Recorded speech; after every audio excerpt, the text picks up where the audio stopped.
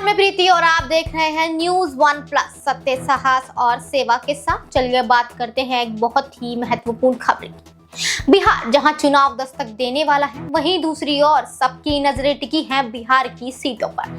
चलिए विस्तार से समझते हैं आखिर ये खबर क्या है। बिहार में होने वाले विधानसभा चुनाव को लेकर एनडीए ने सीटों के बंटवारे पर चर्चाएं तेज कर दी है। लोकसभा चुनाव के फॉर्मूले के आधार पर ही सीटों का बंटवारा होने की उम्मीद जताई जा रही है, जिसमें जेडीयू को बीजेपी से ज्यादा सीट मिल सकती है। पिछले चुनाव के प्रदर्शन और जातिगत समीकरणों को ध्यान में रखते हुए सीटों का आवंटन किया जाएगा। इसीलिए सीटों का बंटवारा एकदम आखिर में किया जाएगा। इसके साथ ही लगातार 2 बार से हारी जाने वाली सीटों की अदला बदली भी की जा सकती है। मतलब ये है कि अगर किसी सीट पर बीजेपी पिछले 2 चुनाव से लगातार हार रही है तो उसे दूसरी सहयोगी पार्टी को दे दिया जा सकता है, ताकि वहां जीत की संभावनाएं ज्यादा हो सके। आखिर कैसा होगा बिहार में सीटों का बंटवारा? लोकसभा चुनाव में बीजेपी ने जेडीयू से 1 सीट ज्यादा पर चुनाव लड़ा था, लेकिन विधानसभा में जेडीयू बीजेपी से 1-2 ज्यादा सीटों पर चुनाव लड़ सकती है। सूत्रों के अनुसार जेडीयू 243 में से 102 से 103 और बीजेपी 101 से 102 सीटों पर चुनाव लड़ सकती है।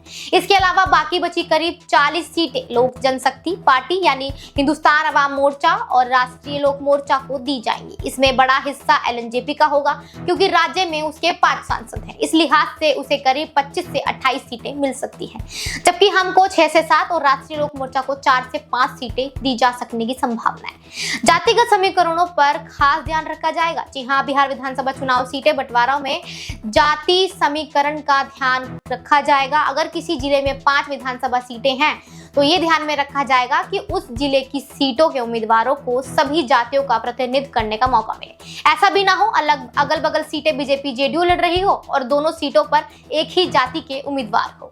साथ ही नीतीश की सेहत पर भी सबकी नजरें टिकी हुई हैं। जी हाँ, मुख्यमंत्री नीतीश कुमार के स्वास्थ्य को लेकर भी एनडीए का आकलन है कि जितना विपक्ष उसे मुद्दा बनाएगा उतना विपक्ष को नुकसान होगा और एनडीए को सहानुभूति मिलेगी। देखिए, आज की खबर में तो बस इतना ही। बाकी और खबरों के लिए जुड़े रहिए हमारे साथ। तब तक के लिए धन्यवाद। कल फिर होगी मुलाकात कुछ नई खबरों के साथ।